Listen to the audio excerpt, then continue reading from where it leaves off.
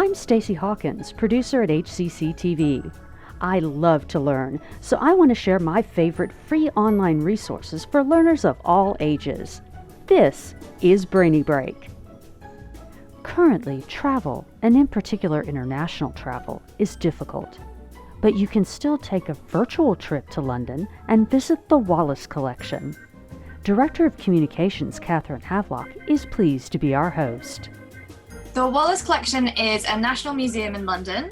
We're right in the heart of central London. We're very close to Selfridges, if you know the shops well, near Oxford Street.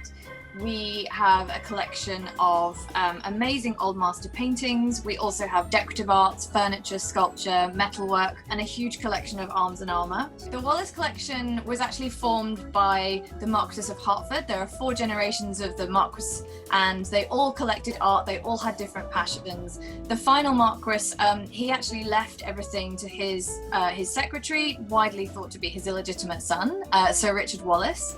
And when he died, he left everything to his wife on the understanding that he would love it to become a museum one day. So when Lady Wallace died a few years later, she left everything to the British nation. And it's generally believed to be the greatest gift ever left to the British nation. So it really is kind of a jewel in the crown of our national collections.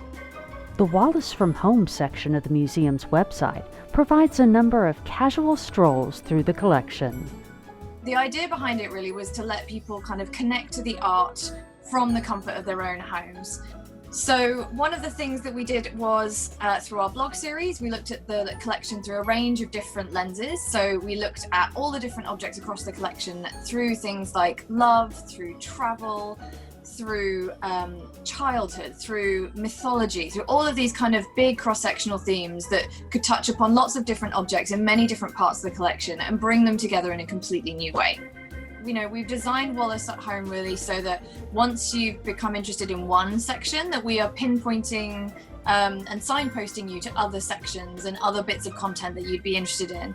So if you're looking at a blog post, for example, on childhood, then we might point you towards another blog post about family and how that's interpreted through the collection. And then you can just discover more and more works through posts and things like this. And I'd like to say, always start with what you love, because that will be the thing that draws you in.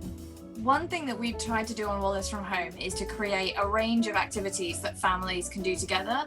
None of them require any art historical knowledge at all.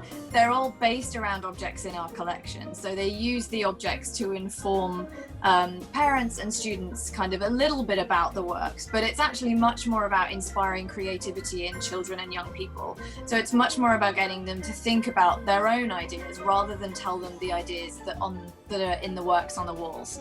So we will have activities where you will design something, where you will write something, where you'll create a game that you then play as a family, and lots of kind of creative ideas and ways that you can come together as a family. But you don't need all of that art historical knowledge, and it takes you through it step by step, precisely for that reason, because we know that people need, they just need a little help these days. If you'd like to return the favor and help the Wallace Collection, consider a donation to the Wallace Collection in America, a 501c3 organization. Or follow them on social media and share posts with your friends.